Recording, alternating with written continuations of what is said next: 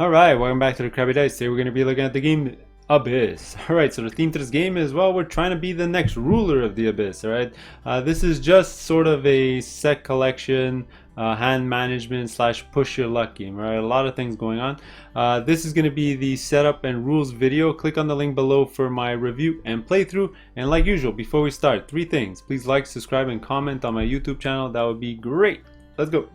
Okay, well, the setup to this game is pretty simple. You're going to lay out your game board, then you're going to take your huge ally deck. It's about 71 cards. Give it a good shuffle. Alright, and then put the deck right back where it belongs. Alright, you're going to sort of do the same thing with the Lord deck, but this time you're going to reveal until the whole display is filled up, leaving the rest face down. Alright, you're going to have your location boards. You can give it a good shuffle, but you're only revealing one. The rest will be revealed as you play. Put it below here. Alright, on the side of the board, you're going to have your threat track with your threat marker. Your threat marker is going to be on the first space over here. You're going to have your monster tokens, your keys, your extra pearls. I like to keep them right in the middle of the board here. And then for each player, you're just going to give them one of these pearl holders with one pearl, and you're pretty much ready to go. Alright, welcome to the rules breakdown for Abyss. So this is a pretty simple game when you get down to it. On your turn, you're going to do one of three actions, and then it's just going to jump onto the next player. Alright, a lot of the actions you're doing are getting these ally cards. Alright, and these ally cards are useful because they're going to allow you to get the lords. And the lords are great because they're victory points as well as special powers. Alright, and you're going to be doing one of those three. You're going to jump onto the next player. They're going to do one of three, and then you jump onto the next player, and so on and so on. So there's no real turn structure or end of round mechanism. Nothing ever happens in between people's turns or at the end of a round. You're just going to keep going until the end game is triggered. Now, how does the game end? Well, when somebody picks up their 7th lord, or if you need to refill the display and there's no cards left in the deck. Okay, when that happens, every player is going to have one extra round, and then you're going to go to final scoring. Whoever has the most points is going to win the game. Okay, so what we're going to do now is we're going to sort of go through a typical turn, and then we'll go through the three different actions you can do and the rules that tie into those actions. And then we're going to talk about endgame scoring at the end. Alright, so let's go. Alright, so on a typical turn, you're always going to follow the same three steps. Alright, the first one is plot the court. This step is completely optional. Alright, as long as the court is not full, so it's full right now, what you can do is you can pay a pearl into the general supply to flip over the next lord card into the court. Alright, you can keep doing this as long as you have pearls and as long as there's open slots open in the court. So if I add another pearl, for example, if I add another pearl, I can do it again. Now that the court is full, I would not be able to perform this action again. Alright. After that step, you're gonna have to do your main action. Alright, it's one of three things like I mentioned in the rules overview. Alright, so those three actions are, you're either gonna go into the depths, which is sort of a push your luck mechanism up here. Alright. Or you're going to go visit the council and grab all the cards from one of the decks over here. Or you're going to buy a lord. Okay. After that, you have another mandatory step. If at any point you have three keys showing either in your stack or on your lords, alright, what you're going to do is you have to buy a location. Alright, so the first main action you can do on your turn is exploring the depths, which is the upper section over here. Alright, we're going to be doing this to collect ally cards. And ally cards basically have a color and a number. The color is going to be their faction, so they come in 5 different colors. And the strength number is going to come into play when we want to recruit a lord. We're going to have to try to hit a certain target. Alright, for right now, we're going to put this on the deck. The other type of card are monster cards. I'm going to talk about that in the next section. Which is a type of reward that you can get. Okay, so I'm going to teach this whole sort of action with examples because it is a little strange. There's a bit of push your luck, it's a bit of drafting, there's a bit of auctions. There's a lot going on, but I'll show you with some examples. So let's say it's my turn. I'm going to be the main player doing the action. Alright, so as the main player, if I want to do the explore the depths action, what I'm going to do is first I'm going to flip over a card from the deck and put it on the first spot over here. Alright, now you're sort of doing an auction for that card. Alright, so starting with the person to your left, you're going to ask him if he wants that card. He can either take it and pay you a pearl for it, or he can say pass and it goes to the next person. All right, so as soon as somebody wants it, they'll just pay you and you just move on to the next card. It's not like somebody has to bid higher to get the card. All right, so let's say the second player, we'll call him second player, passes and goes on to the third player. Let's say third player passes, goes to the fourth player passes, comes to me, and let's say I pass. All right, so if everyone passes, nobody wants that card, fine, you just go on to the next card. All right, you just keep going. Boom. Now, it's a pretty strong card. Let's say second player wants that card. So like I explained before with the first card, he's going to pay you 1 pearl, and he's going to take that card. All right, this is going to go to his hand, and there you go. So now, if anyone besides the main player, the person taking the action, takes a card, all right, you're just going to flip over another card to replace it. Boom. All right, and now we're going to do an auction on that one. Now, very important rule. You skip all the players who already bought a card that sort of action round. Right, so from now on, when asking if you want to bid and buy the card, you skip the people who already took a card. So in this example, you skip second player. So for that card, we're going to go to third player. Does he want that card? Let's say he passes. Fourth player, does he want that card? Let's say he passes, then it'll come to me. And then let's say I pass, we'll go to the next one. All right, now, again, you do the same thing. So now it's going to go to player 3. Do you want it? Let's say he does want that card. Now it's the second card being bought to that round, so now it's going to cost him 2 pearls to get that card. So he's going to pay you 2 pearls. So you always pay the person whose turn it is, whose main action is being taken. So he's going to pay you 2 pearls, and then he's going to put this in his hand. And now again, because somebody bought a card, you're going to take another one and fill up the display and sort of do this the exact same thing. All right, so it's a bit of push your luck in 2 ways. You can either push your luck to try to get a higher bid card, or you might want to, waste less pearls, get a lesser valued card, just so you pay 1 pearl instead of 2 or 3 later on in the round. All right, so now when this card gets flipped over, because player 2 and 3 already bought cards, you're only asking player 4. Does player 4 want it? No. Do I want it? Maybe I do want it. Now, if the main player ever gets a card, for me, it's free. All right, only the other players have to pay the active player. The active player, it's free. All right, but let's say I don't want that card either. We're just going to keep going. I'll ask player 3, do you want to pay 3 for that? Sorry, player 4, do you want to pay 3 for that? Let's say he says no, it'll come to me. Let's say I pass as well for whatever reason. And we're going to go to the last one. Let's say player 4 doesn't want it. Then it comes to me. Now, if the display is completely full and it comes back to the main player, you are forced to take that card.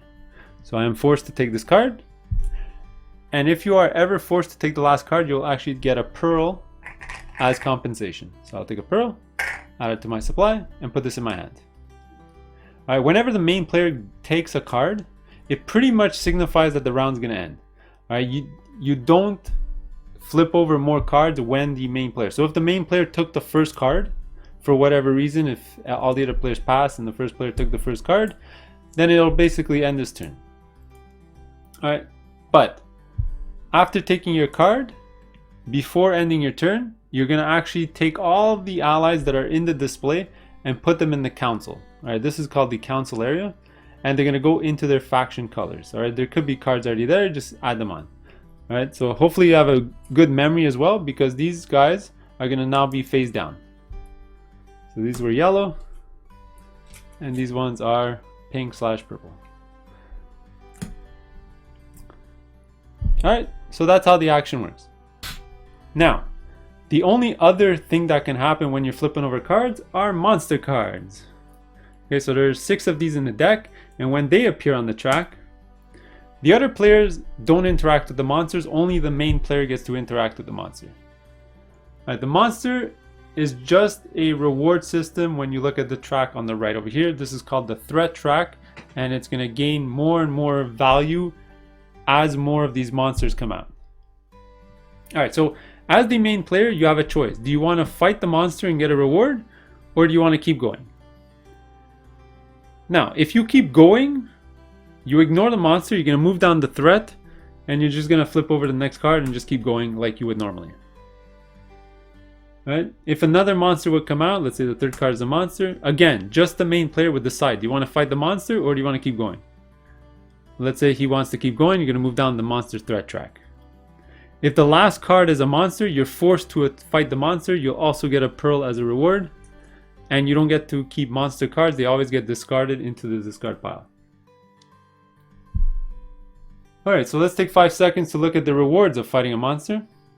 So wherever this token is the reward that you'll get if you decide to fight the monster. Alright, so if you fight the monster when it's at the first space over here, you're either going to take a pearl or a monster token as a reward. Alright, the monster tokens are basically just victory points. Most of them are 3s. They range between 2 and 5, I believe. If you fight a monster when he's here, you're either going to get 2 pearls or 2 monster tokens, or a pearl and a monster token. Sorry. If you fight him here, you'll get a key from the general supply. Here's a key and one of the ones from the top here. Here's a key and one of the ones here. And here's 2 keys from the general supply. You add them to your personal supply. Alright. At any point, if you fight a monster and decide to fight him, you get the reward, and the monster always resets back to the top. Alright, it doesn't keep going down. It resets every time somebody fights the monster. Alright, the second action you can use as your main action is visiting the council, which is the middle section over here. Essentially what you're going to do is you're going to pick any of the stacks that are there and just take all the cards to your hand. So for example, let's say I knew what cards these were. I hope you have a good memory, because all the cards that are populating the council were the ones being rejected from the depths. And you're going to take these into your hand, and then it'll go on to the next player. Okay, you have a choice of any stack you want. Just take it and put it in your hand. Alright, and the third option you have as your main action is recruiting a lord. Alright, so before we talk about how this action takes place, let's look at the anatomy of a lord card. Alright, so the top left is the victory points that it provides you at the end of the game. Top right is if they give you any keys. We're going to talk about that in the next section that deals with locations. The bottom is the special ability the lord is going to give you. If it's a down arrow, it means that the ability is active right away, and it's a one-time bonus for the rest of the game. Alright, and the bottom left is the cost of recruiting the lord. Alright, so there's 2 important pieces of information here. There's the target number. Alright, so you must give up at least that amount's worth of allies to get the lord. And the bubbles on top tell you how many different types of allies you need to turn in. And the one in the big circle below is you must have at least one of that type. So just as an example here, this one can only be paid with purple/pink allies and no other color. And this one you need to turn in 3 different colors. All right, this is exactly that amount, and one of them must be red. So let me just make up a hand here, for example. So I wouldn't be able to recruit her because I don't have that much purple cards to reach 10. So I'll put her back. And let's say I wanted to recruit this lord over here. So I can turn in, for example, these 3, all right, to get this lord. All right, now you can overpay, that's fine. You just don't get any change back. So even though this total is 10, it's way above 6, that's fine. And as you can see here, I need exactly 3 different colors. So there's 3 different colors, and I need one of them to be orange, and there's the orange one. All right, now very important, you can always make up the difference in strength with pearls. I know here I'm way above with 10, 6, but let's say this was all 3 of them were 1s. I can give up 3 pearls to make up the difference, and that would sort of recruit the lord anyway. Alright, so for every point of strength you're below, you can pay a pearl. Alright, and what's going to happen is once you take the lord, it's going to go in your tableau in front of you. You activate the power if it's a down arrow. If it's not a down arrow, read the text, it'll tell you when you sort of want to activate it. And then you're going to sort of discard the cards that were used to get that lord. The exception is the lowest valued card that was used is going to now be an affiliate, and it's going to sit in front of you also in your tableau. Alright, you're sort of going to have 5 different columns in your tableau, 1 per color. Alright, so this was the lowest card I used, it's going to go in front of me, and the rest are going to be going into the regular discard pile. Alright, and that's how you recruit a lord. Now, there's some extra exceptions here. If you ever recruit the 3rd lord, so if there's ever only 3 lords and you recruit one, whichever one it is, it doesn't have to be the 3rd one here, you're going to get also 2 pearls from the general supply. So let's say it was like this, and I recruited this lord. Whenever you recruit a lord, all the lords slide over, so it's going to slide over, and I'm going to get 2 pearls as compensation. All right. Also, when that happens, you're gonna completely refill the display.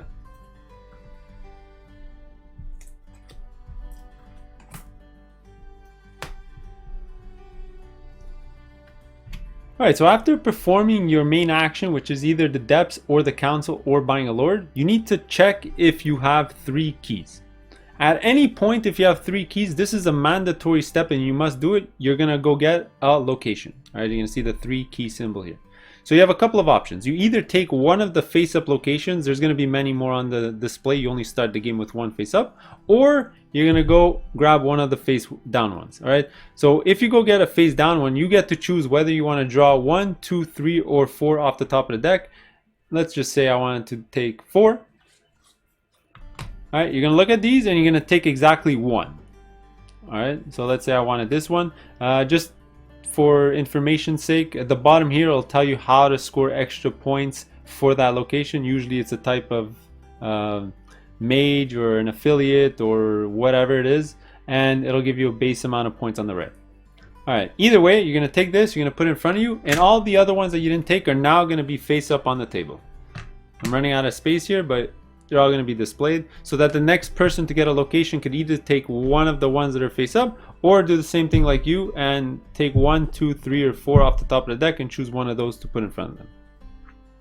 Now, once you have a location and it's set in front of you, a couple of things are going to happen. First, you're going to discard all the keys that you have that paid for this location. Remember, it's 3. So if you had, let's say, 2 keys and 1 lord, that's 3. You're going to discard those 2 keys. After that, whatever lord that you had that contributed to this location is actually going to slide into that location. So for example, let's say I had this lord and 2 keys. For whatever reason, I would discard my 2 keys, and then this lord, which helped pay for this location, is going to slide underneath like this. You're essentially covering up his ability, and he's pretty much locked in for the rest of the game. He's just now victory points that you'll calculate at the end of the game. Alright, so lords that are contributing keys, very important. Eventually they are going to lose their special ability as you play the game. Alright, and then after that, then your turn ends and you're going to go to the next player. Alright, and now we're going to talk about endgame scoring. So remember, the game end is going to get triggered when somebody recruited their 7th lord, or if you need to refill the lord row and there's not enough cards to refill it. Alright, when that happens, each other player is still going to get 1 extra turn, and then you're going to go to game end scoring. Alright, before going to game end scoring, you have 1 extra step. You're going to look at your hand, and what you're going to do is, for each color, unique color in your hand, you're going to take the lowest value and add it to your affiliate section. Alright, so in this example here, I only have 1 green and 1 red, so these are going to go into my affiliates. And then for purple, my lowest value is a 1. It's going to get added to my affiliates. Each other card is just going to get discarded to the discard pile. Alright, and then you're going to score 4 things.